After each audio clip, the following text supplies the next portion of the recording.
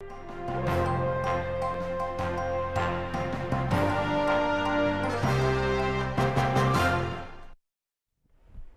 स्वागत है आप सभी का। मैं हूं आपके साथ कुमार कुणाल धीरज। आप देख रहे हैं मुद्दा में आज चर्चा करेंगे उत्तर प्रदेश के मुख्यमंत्री योगी आदित्यनाथ की सफलता की। यह मोदी सरकार में गृह मंत्री अमित शाह ने लखनऊ में मुख्यमंत्री योगी आदित्यनाथ के साथ उत्तर प्रदेश पुलिस की सबसे बड़ी और सफल पुलिस भर्ती में चयनितों को नियुक्ति पत्र प्रदान किया। डिफेंस एक्सपो ग्राउंड में आयोजित कार्यक्रम में गृह मंत्री अमित शाह और योगी आदित्यनाथ ने चयनितों को संबोधित किया। गृह मंत्री अमित शाह ने इस अवसर पर कहा कि योगी आदित्यनाथ देश के सबसे सफल मुख्यमंत्री हैं। उन्होंने प्रदेश की सत्ता संभालने के बाद इसका कायापलट कर दिया है। प्रधानमंत्री नरेंद्र मोदी ने 2014 से देश को संभाला तो योगी आदित्यनाथ ने 2017 से उत्तर प्रदेश को सजाया और संवारा। उत्तर प्रदेश आज देश का पावर हाउस है। अमित शाह ने कहा कि अब उत्तर प्रदेश में भर्ती में एक पाई की रिश्वत नहीं देनी पड़ती है, सभी का चयन योग्यता के आधार पर होता है और उत्तर प्रदेश पुलिस की भर्ती में भी योग्यता के आधार पर बिना भेदभाव के अभ्यर्थियों का चयन किया गया है। 12,000 बेटियों ने भी पुलिस विभाग में अपनी जगह बनाई है। अब उत्तर प्रदेश में जाति नहीं, काबिलियत देखकर चयन होता है। युवाओं को पारदर्शी व्यवस्था से सरकारी नौकरियां मिल रही हैं। यूपी का पुलिस बल आज देश का सबसे बड़ा और सशक्त बल है। योगी आदित्यनाथ सरकार ने पारदर्शिता और ईमानदारी से युवाओं का भरोसा जीत लिया है। अमित शाह ने कहा कि यूपी में अब गुंडों का फरमान नहीं चलता। वर्ष 2017 के बाद से कानून व्यवस्था में बड़ा सुधार हुआ है। अब न तो यहाँ पर्ची चलती है, न ही फर्जीवाड़ा होता है। पुलिस में भर्ती अब योग्यता के आधार पर ही होता है। इसी कारण 2017 के बाद यूपी में कानून व्यवस्था सुधरी है। गृह मंत्री ने कहा कि यूपी में अब गुंडे बेलगाम नहीं है, यहाँ पर तो कानून का राज है। साफ तौर पर केंद्रीय गृह मंत्री अमित शाह ने यह बातें की हैं उत्तर प्रदेश के मुख्यमंत्री योगी आदित्यनाथ की प्रशंसा में, वह भी उत्तर प्रदेश की राजधानी लखनऊ में। मौका था आरक्षियों के बीच नियुक्ति पत्र बांटना। नवनियुक्त यह आरक्षी हैं, 60,000 के आसपास इनकी संख्या है। इतनी बड़ी संख्या में आरक्षियों की भर्ती हुई है और यह जो पूरी चयन प्रक्रिया हुई है उसके बारे में यह दावा किया गया है केंद्रीय गृह मंत्री अमित शाह की तरफ से कि बिल्कुल पारदर्शी तरीके से हुआ है। न खर्ची न पर्ची, कुछ भी नहीं चला है। जो डिजर्व करता है वही इस पूरे प्रोग्राम में चयनित भी हुआ है। ऐसे में 12,000 बेटियों ने भी इस परीक्षा को पास किया है और वह उत्तर प्रदेश पुलिस में अपनी सेवा देंगी। ऐसे में महिला सशक्तिकरण की तरफ भी इशारा था।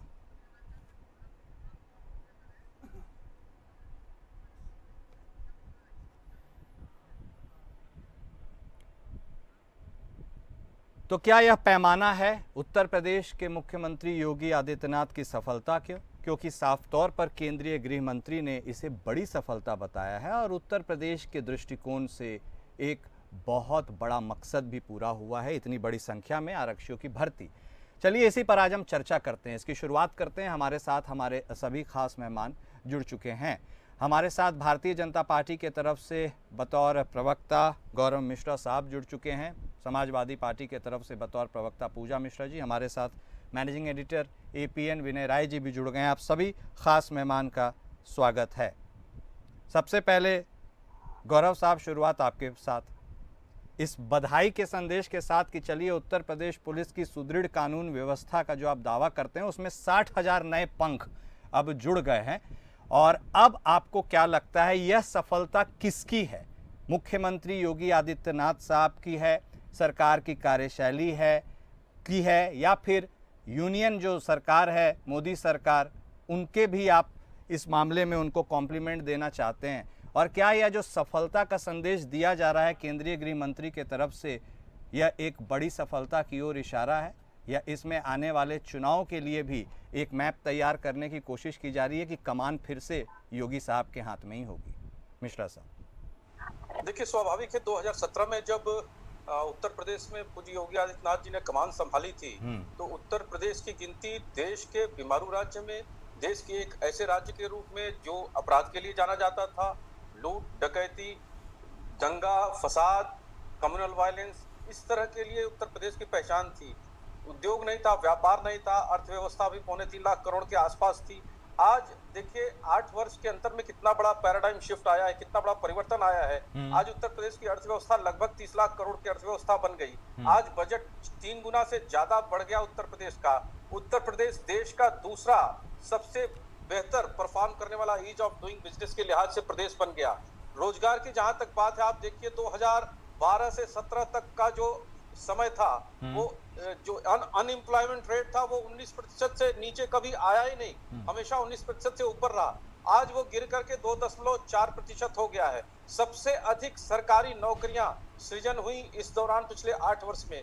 लगभग 8 लाख से ज्यादा, 8,50,000 से ज्यादा प्रत्यक्ष सीधे तौर पर सभी विभागों में एक एक नौकरी को आप चेक कर सकते हैं, जांच कर सकते हैं, जिनकी भर्तियां हुई हैं। इसके अलावा इनडायरेक्ट एम्प्लॉयमेंट, रोजगार सृजन के जो कार्यक्रम केंद्र के चल रहे हैं और जो राज्य के चल रहे हैं, उनके माध्यम से भी लगभग 1.5 करोड़ से ज्यादा रोजगार सृजन हुए।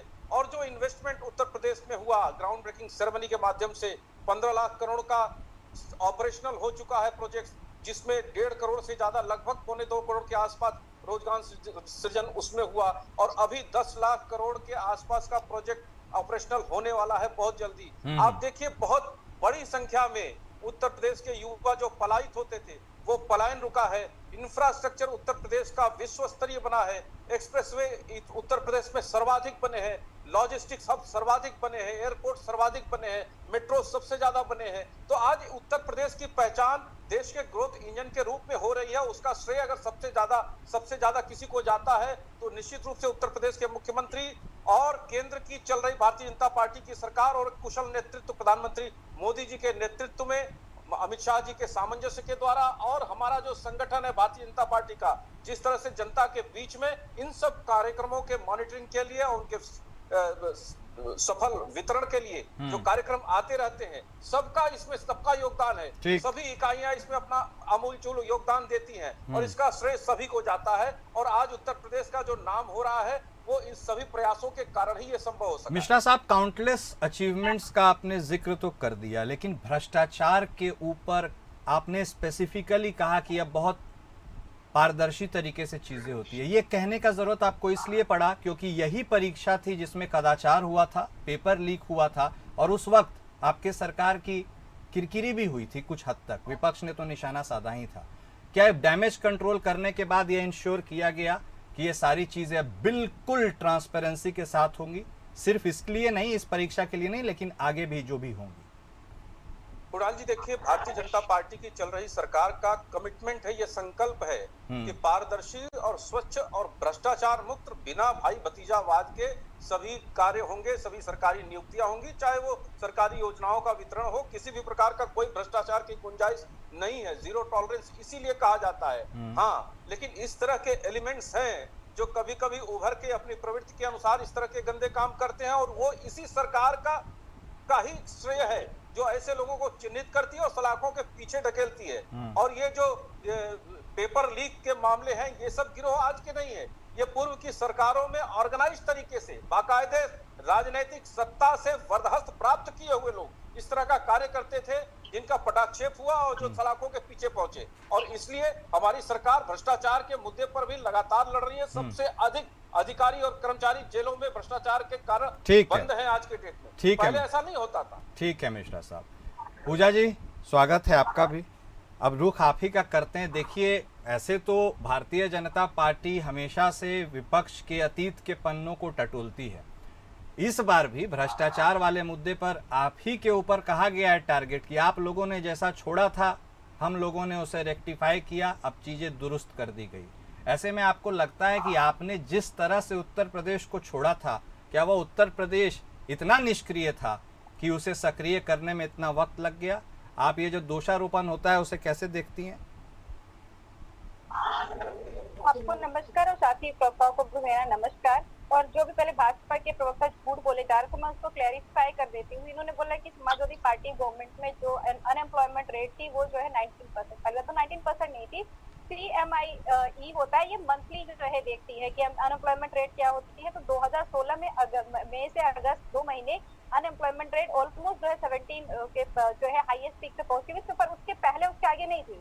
आप उसी को उठाव करके देखते हैं। और अगर PLF से चले जाएंगे तो अनएम्प्लॉयमेंट रेट 5.2% थी 2016 और 17 की मैं बात कर लूँ तो आपकी गवर्नमेंट आने से पहले, जो कि आपने 2018 में 6.2 कर रखा हुआ था, उसके बाद में और बढ़ा हुआ था। अगर आप PMI से चले जाएंगे तो न जाने कितने मंथ में आपके यहाँ पे जो है अनएम्प्लॉयमेंट आपकी गवर्नमेंट में पीक पे पहुंचा होगा। ठीक है, तो ये बिल्कुल क्लियर बात रहनी चाहिए कि अनएम्प्लॉयमेंट आप कहाँ से उठा करके रेट की बात कर रहे होते हैं। हवा में से मुख्यमंत्री जी आते हैं, वो तीर मार देते हैं, वैसे प्रवक्ता लोग भी तीर मार रहे होते हैं हवा में। उसके बाद में आ जाते हैं, इन्होंने बोला कि हमने जो है सरकारी नौकरियों का सृजन किया है। कहाँ सृजन किया है? आपने जो है 1.29 लाख जो शिक्षक के लिए वैकेंसी थी, जो रिक्त पद थे, उनको रद्द कर दिया। 1.39 लाख जो है अभी भी शिक्षक पद के रिक्त है, उनके लिए आप वैकेंसी नहीं निकाल रहे हैं। आपने कोई एग्जाम क्लियर नहीं करा। भ्रष्टाचार की बात कर रहे हैं, अभिषेक IAS को आप नहीं जानते हैं क्या? आपको पता ही होगा कि अभिषेक IAS को जो है अभी भी ढूंढा जा रहा है। अगर यहाँ पे जो है 200 करोड़ का अगर कोई कंपनी आ रही है तो उसको नहीं मिलेगी, जो है लगाने के लिए, कंपनी बनाने के लिए टाइम नहीं मिलेगा, उसको 5-6 साल लग जाएंगे ये उसको पास कराने में। अगर वहीं पे 12,000 और 15,000 की आ रही है तो तुरंत मिल जाती है, क्योंकि उसको घोटाला करना आसान पड़ता है ना, कि आप अगर 20% ले रहे हैं तो उसमें 200 करोड़ 500 करोड़ तो आराम से सरकार के हक में चली जाती है। उसके बाद में पुलिस भर्ती की बात कर ली जाए तो अभी जो 31 मई की जो न्यूज है, 31 का ये 6 जून की जो न्यूज है, तो 24,000 वैकेंट सीटें अभी पुलिस विभाग में है। और आपने ये पुलिस विभाग की जो है क्रिएट नहीं किया हुआ है, ये पहले से थी कि आपको वही भरना था। अभी 24,000 है, उसको भी आपको भरना है।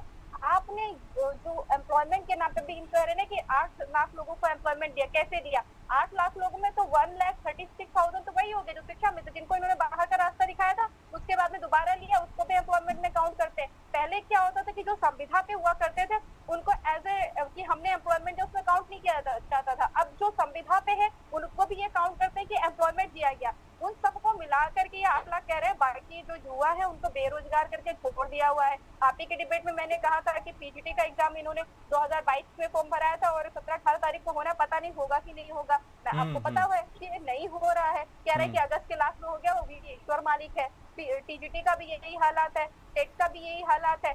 अभी भी छात्र सड़कों पर करके प्रोटेस्ट कर रहे हैं। ये बेरोजगार लोग हैं, और इन्होंने बोला कि जो पहले बाहर जाया करते थे जॉब करने के लिए, उत्तर प्रदेश के 10 लाख लोग अभी भी बाहर जॉब कर रहे हैं। हाईएस्ट संख्या है बाहर जॉब करने वालों की। तो ये कहाँ से आप जॉब यहाँ पे दे रहे हैं? जो लंबित भर्तियां हैं वो तो आप पूरा कर नहीं रहे हैं। और जहां तक बात रही की करप्शन की, तो आपको भी पता होगा कि इन्होंने विधानसभा में RO की भर्ती कराई थी, उसमें इलाहाबाद हाईकोर्ट पूछ रहा है कि 2 लाख लोग आवेदन करते हैं अगेंस्ट 80 सीटें, और अगेंस्ट 80 सीटों में आपको 36 VVIP के रिश्तेदार मिल जाते हैं। ये कितना कोइंसिडेंस कैसे हो जा रहा है? 69,000 भर्ती अभी तक क्लियर नहीं हो पाई, जिसको मुख्यमंत्री मीटिंग करते हैं, कहते हैं 24 घंटे में हम कर देंगे। ये कर क्या रहे हैं? जो रेगुलर भर्तियां है, जैसे कि होनी थी JNU में रेगुलर भर्तियां होनी थी, तो JNV की जो भर्तियां छात्र निकाले हुए थे उनको इन्होंने होल्ड पे रख करके रोजगार मेला लगा करके दिया कि आप लीजिए ज्वाइनिंग लेटर दीजिए। क्योंकि हम लोग को जानते, मैं बहुत सारे जूनियर एग्जाम क्लियर किया था, हमने बोला क्या होगा तुम्हारी ज्वाइनिंग लेटर नहीं आई, बोले नहीं अब दूसरे रोजगार मेला में हमें मिलेगा।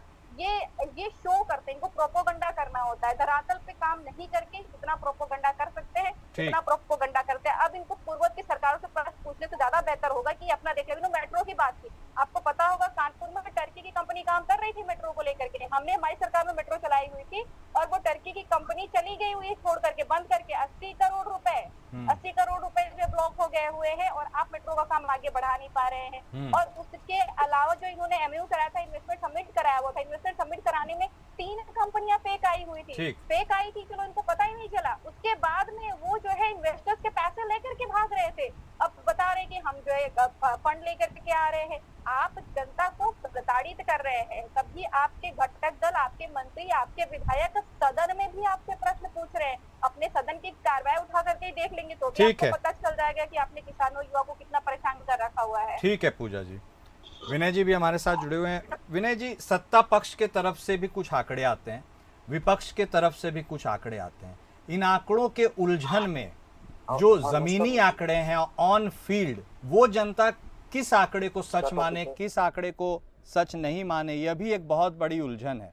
और क्या जिस तरह से केंद्रीय गृह मंत्री और सूबे के मुख्यमंत्री ने एक साथ मंच साझा किया है, यह भी किसी नए तरीके की राजनीति की ओर इशारा कर रहा है क्या? क्योंकि आमतौर पर उत्तर प्रदेश की राजनीति में दोनों का साथ होना बहुत ज़्यादा आम बात नहीं है। नहीं, देखिए, अगर प्रदेश सरकार का कोई फंक्शन है और उसमें केंद्रीय मंत्री को बुलाया जाएगा तो जाहिर सी बात है, प्रोटोकॉल कहता है कि आपको साथ रहना है। और यहाँ पर तो उत्तर प्रदेश में भी भारतीय जनता पार्टी की सरकार है और केंद्र में भी भारतीय जनता पार्टी की सरकार है, एनडीए की सरकार है। तो इसमें जाहिर सी बात है, वैसे तो काम मुख्यमंत्री जी को अपने हाथों से ही करना चाहिए था, लेकिन अगर उन्होंने मुख्य अतिथि के तौर पर माननीय केंद्रीय गृह राज्य मंत्री को बुलाया, चलिए कोई बुराई नहीं है, क्योंकि पुलिस के भर्ती नए जवानों का मामला था। लेकिन मैं इतना जरूर कहूंगा कि कल सिर्फ उस कार्यक्रम में मोदी जी की तारीफ नहीं हुई है और योगी जी। अगर मोदी जी की नीतियों की बात हुई है तो अमित शाह जी ने योगी जी के कामों की भी तारीफ की है, लेकिन साथ साथ में उन्होंने एक चीज और कह दिया कि हमारे मित्र केशव प्रसाद मौर्य जी, जिसकी भी चर्चा उत्तर प्रदेश में बड़े जोरों पर है। लेकिन मैं इतना जरूर कहूंगा कि हर सरकार ये कोशिश करती है कि बेहतर परफॉर्म किया जाए और कम से कम जो रोजगार दिए जाए उस पर भ्रष्टाचार के आरोप न लगे। चाहे वो कल्याण सिंह की सरकार रही हो, जब 35,000 शिक्षक विशिष्ट बीटीसी के साथ साथ जो नई पॉलिसी निकाली गई, उसमें तो बड़े ट्रांसपेरेंट सिस्टम से शिक्षकों की नियुक्ति की गई कि आपने हाई स्कूल, इंटर, बीए और बीएड का नंबर जोड़ लीजिए और जो नंबर आपका निकलता है उसी आधार पर शिक्षक नियुक्त हो जाएंगे। साथ ही अगर मायावती जी का रिजल्ट देखेंगे तो उसमें लगभग 1 लाख से ज्यादा सफाई कर्मचारियों की नियुक्ति कर दी गई। वर्तमान समय में भी प्रयास योगी आदित्यनाथ की सरकार ने किया है कि कम से कम पुलिस भर्ती बेहतर की जाए, क्योंकि कानून व्यवस्था का मसला है बड़ा राज्य। जहां तक रोजगार सृजन की बात है, आप सिंगूर का मामला उठा लीजिए कि पश्चिम बंगाल में टाटा, उस समय रतन टाटा नैनो फैक्ट्री लगाना चाहते जी। लेकिन 400 एकड़ को लेकर विवाद हुआ और उस समय तत्कालीन मुख्यमंत्री थे गुजरात के नरेंद्र मोदी, उन्होंने कहा कि हम 1 रुपए में जमीन हम गुजरात में देने को तैयार है और नैनो शिफ्ट हो गई। ठीक उसी तरह से एग्जाम्पल अगर आप लेते हैं, अखिलेश यादव मुख्यमंत्री थे और सैमसंग आना चाहती थी नोएडा में, उनको जमीन दिखाई गई, 2-3 राज्य उनको ऑफर कर रहे थे और सैमसंग ने अंत में एक शर्त रख दी कि सिर्फ जमीन नहीं चाहिए, हमको बाउंड्री करा कर दीजिए। यूपी सरकार ने अपनी पॉलिसी में बदलाव किया और बाउंड्री को बाकायदा उन्होंने बाउंड्री करा कर दिया। आज की तारीख में योगी आदित्यनाथ की सरकार जब से आई, ये भी ग्राउंड सेरेमनी जो हो रही है, इसमें तरह तरह की चीजों का प्रयास किया जा रहा है कि हर पॉकेट में कुछ कुछ रोजगार लगे, कुछ बनारस में लगे, कुछ गोरखपुर में लगे, कुछ डिफेंस कॉरिडोर में काम चले। लेकिन सबसे बड़ा सवाल है कि जो भी कंपनियां आती उनको सिंगल विंडो सिस्टम के साथ तत्काल आप कैसे फायदा दें, वरना जिस समय ग्राउंड सेरेमनी होती है उस समय आप देखिए करोड़ों अरबों की बात होती है, लेकिन अमली जामा नहीं पहनाया जाता है कि उस समय जो बातें कही जाती हैं, जो प्रोजेक्ट बनकर आते हैं, कई लोग तो प्रोजेक्ट लेकर आते हैं, उनका कहना है कि भाई हमारा प्रोसेस डिले हो गया, कहीं फाइनेंशियल क्राइसिस आ गई। तो बेहतर ये होगा कि सरकार हो या जिस उद्योगपतियों को आकर्षित करना चाहती है उनके साथ एक ट्रांसपेरेंट वे में काम करें कि अगर आप हमको अपना प्रपोजल दे रहे हैं और आपके प्रपोजल को हम तुरंत एक्सेप्ट कर रहे हैं तो कितने दिन में ये काम शुरू हो जाएगा, क्योंकि जैसे ही काम शुरू होगा रोजगार भी मिलेगा, उस स्थानीय जगह का विकास भी होगा। लेकिन मुझे लगता है कि हर सरकारें, चाहे वो देश की कोई सरकार हो, हर सरकारें इस तरह का आकर्षक पैकेज लेके आती है, उद्योगपतियों को बुलाती हैं, बड़े बड़े दावे होते हैं, विज्ञापन भी आते हैं, लेकिन अमली जामा जितने के दावे किए जाते हैं उतने अमल में नहीं आ पाते। इस पर भी विचार करना पड़ेगा सरकारों को कि आखिरकार ऐसी क्या कमी रह गई कि अगर एग्रीमेंट टू एमयू साइन होते हैं बड़े लेवल पर और उसका इम्प्लीमेंट नहीं हो पा रहा है तो कमी कहाँ है। लेकिन रहा सवाल, ये बड़े हाइप का काम है कि एक साथ कम से कम अपने 60,000 से ज्यादा सिपाहियों की भर्ती की है, लेकिन अभी भी उत्तर प्रदेश में कई विभाग ऐसे हैं जहाँ पे पद रिक्त है, उस पर भी काम करने की जरूरत है। जैसे पूजा जी ने भी कहा कि शिक्षा तो बुनियादी हक है और अगर बच्चा पढ़ेगा नहीं तो किसी रोजगार के लायक नहीं बनेगा।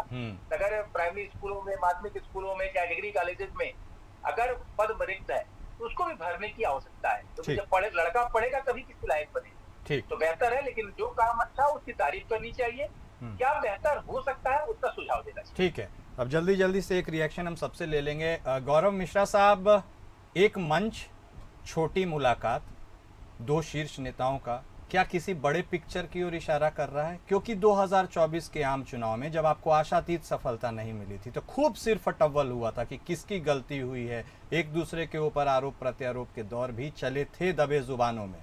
ये मुलाकात क्या कहती है? देखिए, एक मंच पर उपस्थित हमारे भारतीय जनता पार्टी के शीर्ष नेताओं को अपने अपने दृष्टि से, अपने अपने नजरिए से विपक्ष देखता है या भारतीय जनता पार्टी के प्रति और उत्तर प्रदेश के विकास के प्रति समर्पित लोग अपने तरीके से देखते हैं। लेकिन मैं आपको एक बात बहुत विश्वास और भरोसे के साथ कह सकता हूं कि भारतीय जनता पार्टी का कोई भी नेता वो भारतीय जनता पार्टी का समर्पित कार्यकर्ता होता है। और अंततः पार्टी जब सत्ता में आएगी, चुनाव जब जीतेगी, तभी हमारी बात हो सकेगी, हम अपने तरीके से काम कर सकेंगे। और उसी लक्ष्य को लेकर के हम काम करते हैं और राष्ट्र के निर्माण के लिए काम करते हैं, और उसमें सभी अपनी अहर्निश भूमिका निभाते हैं।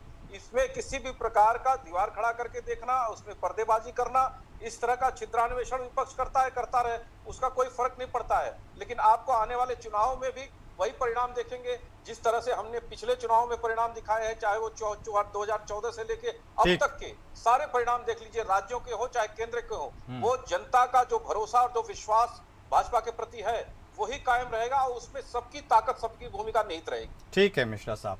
पूजा जी, सेंटर और स्टेट का कोऑर्डिनेशन अगर इतना अनूठा रहा भविष्य में भी उत्तर प्रदेश में जैसा वर्तमान में है, तो क्या यह आपके लिए खतरे की घंटी है? हम तो अनूठा तो थोड़ी तब देर में कॉल मानते हैं करते कि हैं जब केंद्र से जो उत्तर प्रदेश की प्रगति के लिए फंड आ रहे हैं उससे। आपको पता होगा कि जब हमारी सरकार थी तब भी उत्तर प्रदेश का ही फंड लग रहा था उत्तर प्रदेश की तरक्की के लिए, और अभी भी अगर जो भी काम हो रहे हैं उसमें सिर्फ उत्तर प्रदेश का ही फंड लग रहा है, तो फिर डबल इंजन की सरकार का क्या फायदा? हमने तो शुरुआत में ही कहा था कि बड़ी अच्छी बात है कि केंद्र में भी जो है भाजपा की सरकार है और स्टेट में भी भाजपा की सरकार है, तो दोनों कोऑर्डिनेशन करे, कुछ जो है केंद्र से भी फंड लेकर के चले आए, कर्ज नहीं लेकर के आना। अब जाकर के इतने सालों में भी 8 साल होने कंप्लीट आ रहे हैं, तब जाकर के जो लास्ट फंड आया, लास्ट जब आई आपकी जो है फंड के एलोकेशन हुआ, तब जाकर के उत्तर प्रदेश को कर्ज दिया गया। उसके अलावा जितने भी प्रगति के जो भी कार्य होने चाहिए वो सारे के सारे में जो हमारी गवर्नमेंट की तरफ से निकाले गए वो स्कीम थे, आप उसी को फॉरवर्ड करें, डिलेट करके फॉरवर्ड करें। आपने देरी किया, फंड एलोकेशन में देरी किया, और कहाँ से फंड एलोकेट किया? उत्तर प्रदेश से। तो कहाँ तरक्की हो रही डबल इंजन की सरकार के तहत? अगर डबल इंजन की सरकार के तहत तो तरक्की हम तब माने ना जब कुणाल जी, हमको 10 सेकंड का समय दीजिए। ठीक है। के अलावा बिहार को दिया, नायडू को दिया, लेकिन जो है उत्तर प्रदेश में योगी आदित्यनाथ को नहीं दिया। उत्तर प्रदेश में क्यों नहीं दिया गया? मिश्रा साहब बोल ही दीजिए, आप बोलना भी चाह रहे हैं। कुणाल जी 2017 में जब हमारी सरकार बनी थी, जरा पूजा जी से पूछिए उत्तर प्रदेश देश की कौन सी अर्थव्यवस्था थी? आज उत्तर प्रदेश 9.2 नेशनल जीडीपी के ग्रोथ रेशियो से तरक्की कर रहा है। आज दूसरी सबसे बड़ी अर्थव्यवस्था है उत्तर प्रदेश, दूसरी सबसे बड़ी अर्थव्यवस्था। ओके, दूसरी बड़ी अर्थव्यवस्था हो गई। हाँ पूजा जी बोलिए। सरकार इनकी थी और उत्तर प्रदेश 12वें स्थान पर था। ठीक है मिश्रा साहब। का कहने का मतलब है कि जो गरीब है वो गरीब होता जा रहा है, जो अमीर है अमीर होता चला जा रहा है। पोस्ट कॉर्पोरेट जो हमारी रिकवरी रेट है उसमें गरीब को गरीब किया जा रहा है, अमीर को अमीर है, खाई आप बढ़ा रहे हैं। द वेज बिटवीन द अमीर एंड गरीब को बढ़ा रखा है। आप जो है चूस रहे हैं उनसे जीएसटी। अंग्रेजों ने लगाया था नमक पे जीएसटी कर लगा रखा था, आपने लगा रखा है। गरीबों के पास घर नहीं थे, पक्का मकान नहीं था। ठीक है, घर, जीएसटी, ये तमाम बातें हैं। विनय जी कंक्लूडिंग ओके पूजा जी, गौरव साहब, ओके सर, ओके, आपको लोगों ने सुना। विनय जी एक कंक्लूडिंग कमेंट आपसे भी, इस पूरे सिनेरियो को अब आप कैसे असेस कर रहे हैं? देखिए, मैं एक बात कहूंगा, विकास की जब बात होती है तो हर डेवलपमेंट की बात होती है। उत्तर प्रदेश में आजकल एयरपोर्ट की बड़ी बात होती है कि हमने कितने इंटरनेशनल एयरपोर्ट बना दिया। ऐसे मौके पे कड़वा सच में बताना चाहूंगा कि कुशीनगर बौद्ध सर्किट का एक इंपॉर्टेंट हिस्सा है, वहाँ भगवान बुद्ध की महापरिनिर्वाण, और फिजिबिलिटी के हिसाब से गोपालगंज हो, बिहार का सिवान हो, चाहे आपका बगहा हो, यूपी का महाराजगंज, देवरिया, कुशीनगर, ये उस एयरपोर्ट को कनेक्ट कर। प्रधानमंत्री नरेंद्र मोदी जी ने उसका उद्घाटन किया। 3 महीने संचालन हुआ, उसके बाद सिर्फ 1 साल से ज्यादा वक्त बीत चुका है, वहां पर कुछ भी नहीं होता, केवल चार्टर्ड उतरते हैं। कारण क्या हुआ? बाद में पता चला कि वहां पे 2 मकान ऐसे साइट पर निर्मित है जिसके चलते क्लियरेंस नहीं हो पा रहा है। अब मैं ये पूछना चाहता हूँ कि प्रधानमंत्री से उद्घाटन कराने से पहले क्या उन अधिकारियों की इस बात की समझ नहीं थी कि एयरपोर्ट का संचालन नहीं हो सकता है? और आखिर 1 साल से वो संचालन क्यों नहीं हो रहा, उसका समाधान क्यों नहीं ढूंढा जा रहा है? ये तो सबसे बड़ी चीज है कि जिस प्रोजेक्ट का उद्घाटन आप प्रधानमंत्री जी से कराते हैं, अगर उसमें इस तरह की लापरवाही है, इस पर भी कार्रवाई होनी चाहिए। कि अगर कोई चीज बनकर तैयार है, एयरपोर्ट संचालित करके फिर बंद करना पड़ा। 3 महीने तक केवल एक प्लेन सेवा चली दिल्ली से कुशीनगर, उसके बाद वो एयरपोर्ट लगभग ठप है। केवल विशेष विमान जो जाते हैं उनके लिए उसका संचालन होता है। तो मेरा कहना है कि कोई प्रोजेक्ट की शुरुआत हो, किसी भी चीज की शुरुआत हो, लेकिन ये जरूर ध्यान रखा जाए कि उसको समयबद्ध तरीके से कैसे पूरा किया जाएगा। ऐसा तो नहीं है कि कुछ काम शुरू होकर बीच में फिर उसमें विवाद में उसको उलझा दिया जाएगा। वरना 2 घर अगर हटना है तो या तो मुआवजा निकालिए या तो उसका समाधान निकालिए। नहीं, आपने बहुत इंपॉर्टेंट बात कही है गौरव साहब, यह विचारणीय बात है। क्या इस पर कोई कार्रवाई होगी? आप इसमें कुछ कर सकते हैं? मैं इस पे स्पष्ट करना चाहूंगा। हाँ। इसमें लेटेस्ट अपडेट इनको लेना चाहिए। ऐसी बात नहीं है, लगातार वहां से पैसेंजर फ्लाइट जो है ऑपरेट हो रही हैं। हाँ। कुशीनगर लोग आते हैं, जाते हैं, आते हैं, जाते हैं। और पता करें, अभी कुछ ही दिन पहले, ज्यादा नहीं, एक सप्ताह पहले मेरे जानने वाले कुशीनगर में लैंड किए हैं। इसलिए मुझे मालूम है कि अभी रिसेंटली पैसेंजर प्लेन से लैंड किए हैं। ठीक है, ठीक है, ठीक है गौरव साहब, बोलिए विनय जी। और ऐसी अगर कोई बाध्यता होती हाँ। तो वहां पर ऑपरेशन चालू ही नहीं होती। ठीक है गौरव साहब, ठीक है। हाँ, नहीं, चैनल पे मैं झूठ नहीं बता। तो एक मिनट, गौरव जी, आप किस जनपद के रहने वाले हैं? आप छोड़िए ना किस जनपद के रहने वाले, लेकिन कुशीनगर के बारे में अच्छी तरह हम जानते हैं, अच्छी तरह हम जानते हैं। अब मैं जान रहा हूँ ना, मैं बता रहा हूँ आपको, मैं आपको बता रहा हूँ, अगर ऐसा कोई ऑब्स्टेकल होता तो एयर सर्विस शुरू ही नहीं होती, एयर सर्विस शुरू ही नहीं होती, एयर सर्विस शुरू ही नहीं होती, वहां पर विमानन सेवा शुरू ही नहीं होती। सच बोल रहा है तो कोई दो राय नहीं है, क्योंकि एक ही कारण होता है, जब पैसेंजर नहीं मिलते हैं। ठीक है, पब्लिक पैसेंजर नहीं मिलते हैं तो ऑपरेट नहीं करती है प्राइवेट। ठीक है मिश्रा साहब, लेकिन मान लीजिए यदि पता नहीं है, मैं चाहूंगा सुनिए, मैं चाहूंगा कि दोबारा गौरव जी को जोड़िए। मैं अपने रिपोर्टर को एयरपोर्ट पे कल खड़ा करने वाला हूँ, वहां से लाइव कराऊंगा। अब बिल्कुल कराइए। कुशीनगर का मैं रहने वाला हूं। और उसमें आपको साथ साथ कल मैं डीएम की बाइट भी पेश करवाता हूँ, वहाँ के प्रशासन की बाइट कराता हूँ। कराना ही चाहिए। है 2 मकान वहाँ पर, अरे चल चुकी खबर हमारे यहाँ, 2 मकान ऐसे ऑब्स्टिकल्स के तौर पे वहाँ खड़े हैं जिनको नहीं हटाया गया है। जब तक वो नहीं हटेंगे तब तक सिविल एविएशन उसकी परमिशन नहीं देगा उस रनवे पे फ्लाइट को। ठीक है गौरव साहब, ये तो जनहित की चीजें है सर। एक बड़ा दिल दिखाते हुए यदि कोई त्रुटि है भी तो उसे रेक्टिफाई करने में क्या जाता है सर? जो समस्या बता रहे हैं वो समस्या हो सकती है। हाँ। लेकिन अगर ऐसी कोई समस्या है जिसकी वजह से ऑपरेट ही नहीं हो सकती, हाँ। तो वो सेवा स्टार्ट ही नहीं होती। हाँ, वो चलती ही नहीं, वो शुरू ही नहीं होती। ठीक है, लेकिन फिर भी एक बार चूंकि जनहित से जुड़ी बातें हैं, ये चीजें देख ली जाएं यदि तो जनता को ही फायदा होगा, यही उम्मीद है। चलने वाली गाड़ी है, कहीं भी ले जाकर अगला अपॉइंटमेंट किसी मुद्दा में, ठीक है, कल कहिए तो क्या अभी रिकॉर्ड हो जाएगा। चलिए ठीक है, चलिए ठीक है, ठीक है। वक्त इतने की इजाजत देता है। बहुत धन्यवाद आप सभी खास मेहमान का इस चर्चा में शामिल होने के लिए। तो योगी कितने सफल है, असली आकलन तो जनता को ही करना है और 27 अब निकट भी है। अब देखिए जनता इस बार किस पर विश्वास करती है। मुद्दा में आज बस इतना ही। नमस्कार।